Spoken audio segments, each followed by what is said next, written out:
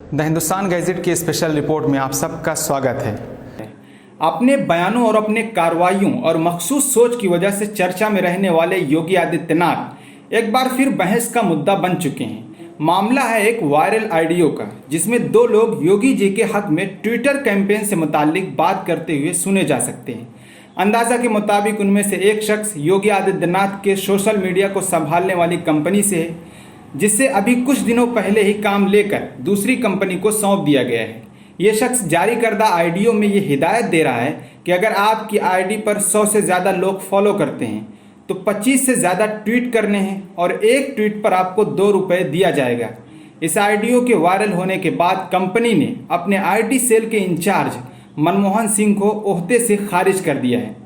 उसके बाद सिंह ने सोशल मीडिया पर लिखा कि हमारी खामोशी कितनों की जान बचा सकती है।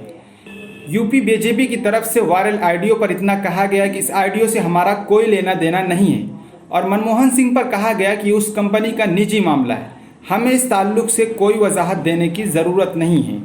वहीं दूसरी तरफ लक्षद्वीप में कुछ दिनों से किसी वक्त नरेंद्र मोदी के करीबी और गुजरात के होम मिनिस्टर रहे प्रफुल्ल भाई पटेल को लेकर और उनके जरिए लिए गए कुछ फैसलों और कवानीन को लेकर शदीद एहतजाज चल रहा है।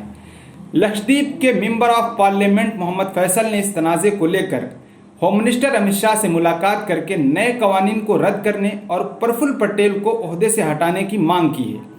अमित शाह ने मोहम्मद फैसल को इत्मीनान दिलाते हुए कहा कि हम मकामी नुमाइंदों की, जिनमें लक्षद्वीप पंचायत में मुंतखब लोग शामिल होंगे, उनकी राय लेंगे और उसके बाद ही कोई फैसला करेंगे। दूसरी तरफ प्रफुल्ल पटेल ने इस पूरे मामले को केरल के लोगों की साजिश और उनकी तरफ से किया गया हंगामा करार दिया है। आज तक के लिए इतना ही। देश और दुनिया की और खबरों को जानने के लिए हमारे साथ जुड़े रहें। धन्यवाद।